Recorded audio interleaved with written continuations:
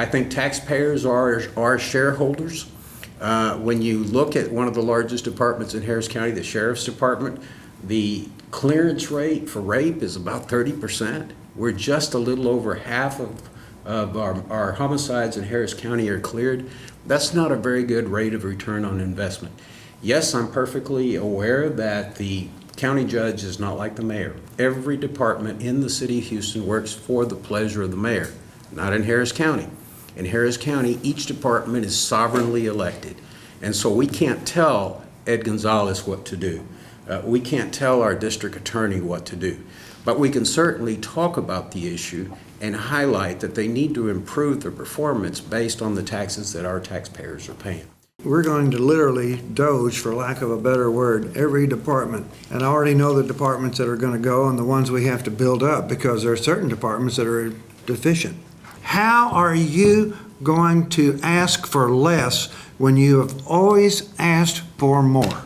When you operate with the mindset that you operate above board and you operate with transparency and truth, I've always believed that there is not a situation where it's one versus the other, ever.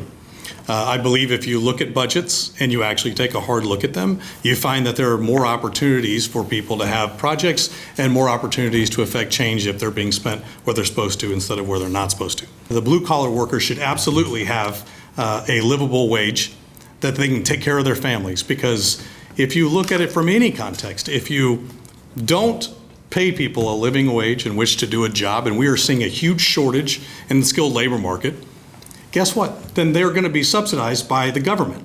My dear friend Marty Langton talks about transparency, honesty, and one of the candidates that is not here today on several occasions has distributed a federal lawsuit, and Mr. Langton is named in it, and Mr. Langton has assured us that the firefighters union and the firefighter dues were not used to settle that case, and I just want once and for all to make sure that that is in fact true. Listen, I understand politics at its finest. It's really disappointing when people that are smarter than this continue to push a lie. There is a difference between trying to challenge your opponent and just straight out lying. This has been made crystal clear. In fact, the Chronicle has done an investigative piece on me and my entire role as the firefighters. At no point has the firefighters ever done anything wrong or settled with anybody for any suit.